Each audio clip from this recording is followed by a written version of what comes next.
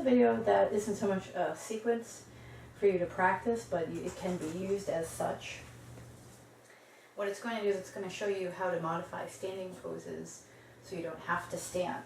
So this is very handy if you have a foot injury, a knee injury, if your balance is off all the time or just sometimes. And it can also just make a practice a little bit more gentle in some ways, but there are ways to also heat it up if you need to. And the other nice thing too is if you want to go to a class outside of your home and you're afraid that you don't know what to do when they start getting into the standing sequence, especially with the vinyasa class, you can, just kind of let the teacher know, hey, I'm not doing any standing postures today, or sometimes I skip standing postures, but I know how to modify. And that's really good for you, because then you can go and feeling confident, and it's great for the instructor, because then they don't feel like they have to focus on you, because they just want to help. And the tendency for the instructor is to look at the people that are struggling, even if they're the big minority of the class, while everybody else kind of gets ignored. So in this case, you can get the attention you need, as well as everybody else, without the instructor feeling like she's got to give extra instruction, or he has to give extra instruction, or it, depending on what's instructing you. All right, so first thing you want to do is warm up a little bit, of course, but what I do is I have a block on either side of the mat. A block could also be like a big can of tomato sauce or some sturdy books, whatever works, just wood, just grab some blocks of wood. So we're just going to start on the knees. So as we're going to be on our knees a lot, you may or may not need padding. I have an extra thick mat, but you may want to put a blanket, a towel, or something soft and fluffy, or even something firm but soft underneath you. Sometimes the fluffy isn't always the best. Something firm, like a little pad of some kind. It's your choice. All right, so we're going to be finding our breath here. And yes, your breath is always there. You can't really discover your breath because it's always been there, but you can find it and do different things with it. So as you inhale, feel the space between the sit bones kind of widen a little bit, and you want to push down gently. You're not just pushing down really hard, but you just want to fill up the whole belly, the pelvis region. And as you exhale, pull the inner thighs in just a little bit.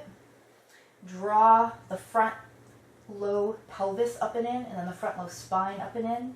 So you notice I'm not super rounding here for this one. We just want to zip up the spine. And then if you feel like rounding at the end, that's fine. And then inhale, find a more neutral curve of the spine here. Maybe the heart comes forward, so you're taking the curve out of the upper spine. Just keep that going. So keep that little elevator breath moving. So as you inhale, you push the elevator down gently to the tip of the tailbone. Maybe even down into your foundation. As you exhale, draw up from your foundation so the tail comes into the body, not forward. There's a difference, right? Tail coming forward is this. Tail coming into the body is more subtle. So just play with it. Just think of a little zipper up the front of the body that you gently pull up, up, up, up. If you think about up, in happens naturally. Okay, good. So we did a little warm up here. Let's stretch the backs of the feet, or the bottoms of the feet, you could say, and the backs, I guess.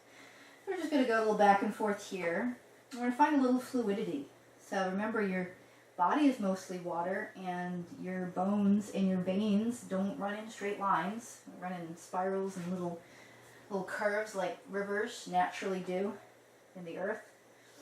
As you inhale, bend your limbs, open the heart. As you exhale, draw from the tail first, and then push through the fingers, heels back. Good. Inhale. Exhale. Get those hips back. Inhale. Good. Notice how my elbows are pointing straight back. There's no chicken wings here. I'll let you know when chicken wings are appropriate. This is not it. Inhale. Good. On your next exhale, bring the hips back to the heels. Inhale, widen that little area, widen the sit bones, press down, and as you exhale, draw up and in from the front low pelvis through the front low spine, and let that be the catalyst to lift the knees. Find a downward dog here. So downward dog may not be your thing. You can always stay on your knees for downward dog and just make it sort of a hybrid of child's pose, puppy pose. and down dog. That's not a hybrid, that's a tribrid. Never mind.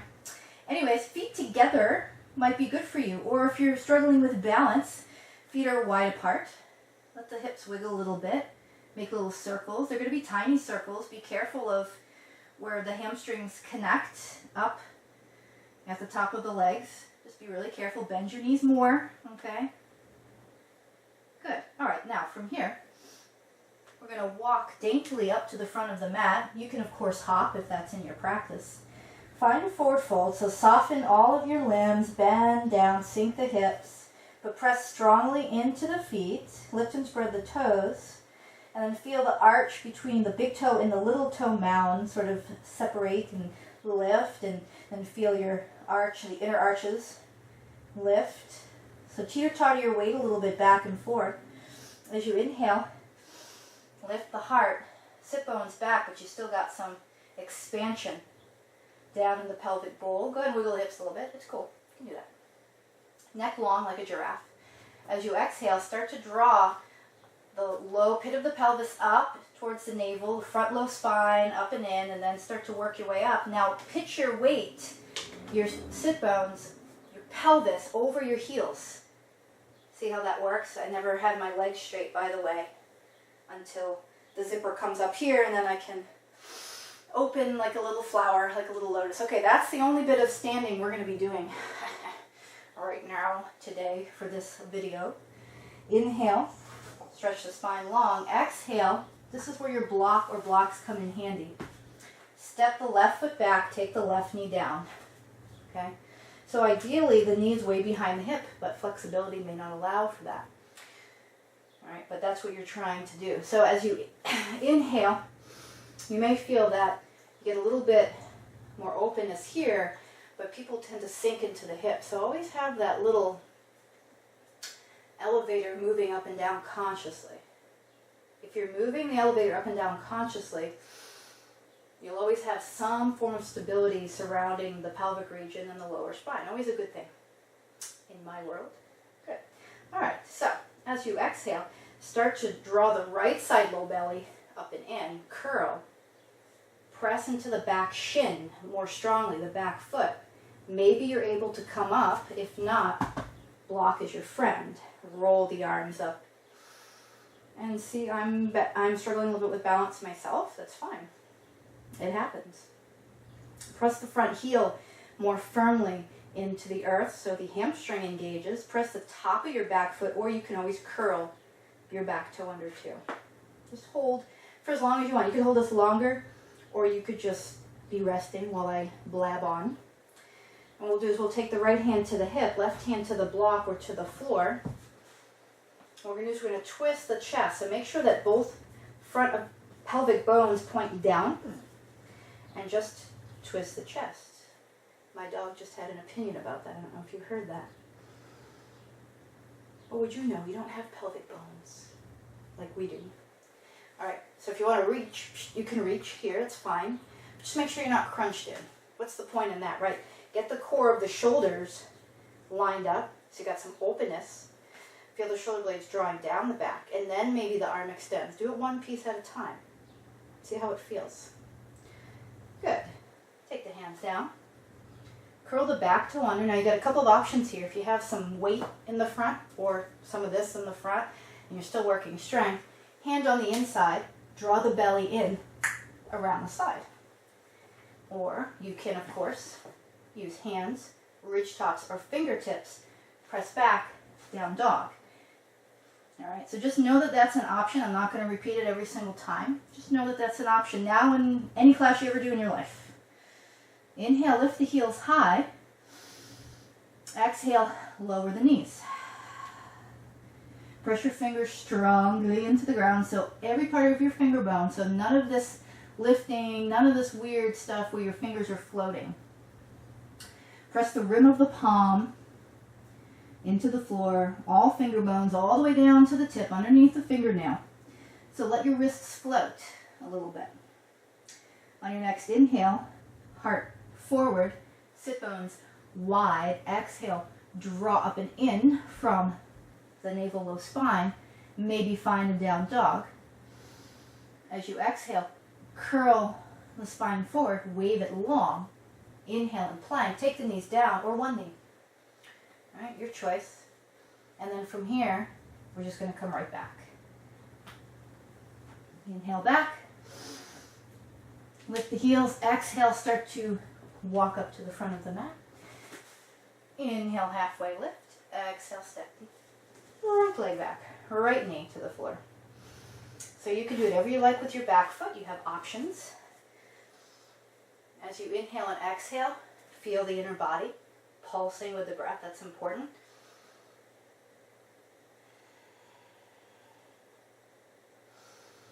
You may not move as much as me. You may move more. As you exhale, start to curl and press through the back knee, back shin, back foot. Start to curl up. Maybe the hands come up. You can always keep them down. Take the block with you. Imaginary block right there. Breathe here. Come down when you need to. Keep that pressure of the front heel and the whole back leg, whatever's on the floor, drawing down and in towards your midline. Take the right hand down, blocker floor. All right. Make sure that both front of the pelvis reaches down. And twist only the chest. So think about the bra strap. If you're a guy, you'll just have to imagine. Unless you wear bras as a guy, and that's cool too. Start to open the chest. What I like to do is I like to pretend like I'm drawing a line from the opposite shoulder. That also allows me to open it a little bit. Draw it across the chest. If there's anything in my shoulders that force me to stop, I don't have to extend my whole arm. If you come out just like this right away, boom. Now we're all in the back body and we're putting tension where we don't need to. Okay? Take it down. Try this. Lift up and step it back, or do what we did before. Take your hands here and start to snake your way up to the top. Forward bend. Inhale. Exhale, step the left foot back. So this is how we do Warrior One on our knees. It's fantastic. We swivel the back shin to the opposite side. So left shin to the right. Now it doesn't have to swivel as much as mine. You may take it back a little more. Okay? In fact, having this little angle might be better for the Warrior One. And then from here, you can just square your shoulders forward. Don't worry about the hips so much. Hips are pretty much the last thing to ever square themselves in Warrior One, if that ever happens. Excuse me, when I fix my lemon pants. Okay, so shoulders forward. And if you want to take a traditional position, you can, but there's other things you can do. What if your shoulders are tight and you need some work in the shoulders? Take a strap or interlace your fingers. If you have a strap, palms face forward. You can do it the other way too, but for this. So instead of just yanking your elbows locked, let's do this first. Let's take a couple of breaths. Inhale. Exhale. Find a little more stability. On your next inhale, drop the tailbone, create space, but then lift the heart. If the hands naturally draw down, then they're meant to be, most likely. And then as you exhale, you could start to even work a humble warrior in this pose. Remember, these arm positions are all options, but these are things you might encounter in a vinyasa class or a hatha class or anything, power yoga. So you want to have them under your belt. Good. And then from here, we're going to take our hands over to the northwest corner of your mat. So if you're in the United States, you'd be fondling Seattle. Your butt is going to point back towards Miami. They're probably okay with that. They're a little bit more open about those things. And then just let things kind of wiggle out. Okay, this feels good. We're going to take Warrior Two now so that shin can come a little more parallel if it wants to. Hands under the shoulders. Inhale, seat towards Miami, heart towards Seattle. And then exhale, start to come on up. And palms up if your shoulders are a little tired. Try and have both breastbones that way. All right. And then from here, you can do any number of things. There's a reverse warrior. Of course, there's always reverse. I like taking the hand here, cradling. Okay, notice how this shoulder is down. That's important. Lengthen. Keep lunging. Okay. Make sure that inner knee is reaching into the long toe or even the middle toe. There's other things that you do. You can do side angle. Hello, side angle. You could do extended side angle, in which case it's nice to test out the arm from the bottom and then see if you can roll the heart, the chest, especially the right side in this case, towards the sky. Okay, so that's just one option there. Warrior 3 on your knees is a little hard, but it can happen. So let's do this. Let's swivel that shin.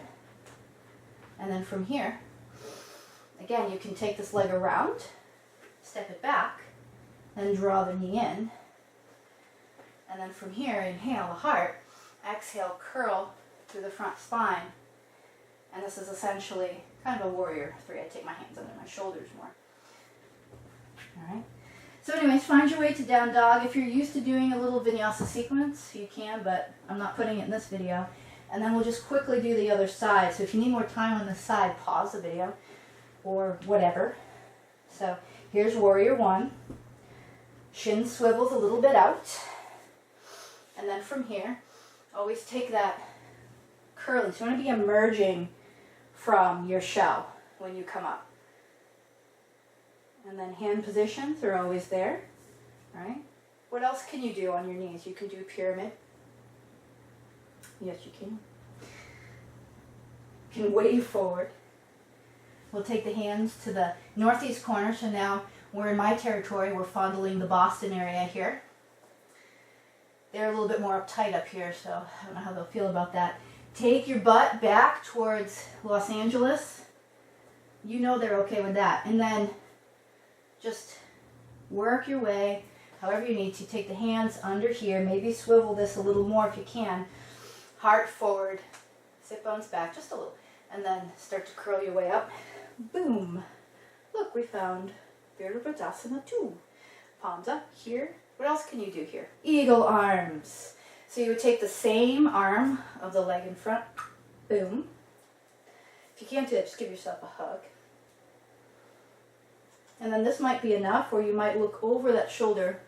Don't glare over your shoulder. Look softly. And take the shoulders, the elbows in that direction. Okay. Do that on the other side. Here's reverse warrior. You can roll up. You can cradle, side angle, perhaps extended side angle, perhaps more relaxed, and triangle, which we didn't do on the other side. I warned you this isn't a flow. So, again, these are just things to play with, things that you can do. You never have to be on your feet for multiple reasons. And then I would recommend, of course, if you just did that with me, you want to go back and play around with it, you can go back to the other side, do some things we didn't do, play around, and then make your own sequence. And then, of course, you're going to want to cool down into Shavasana for at least 3 minutes, maybe a little bit more. And that's it. So that's how you can modify. You can add it to your routine. You can do whatever feels right to you. But that's the way to do it. And if you have any questions, you just got to shoot me a little email. harrelsonce@gmail.com. I'll answer any and all questions that you have and any requests you have as well for more videos. Thanks, and have a fantastic day.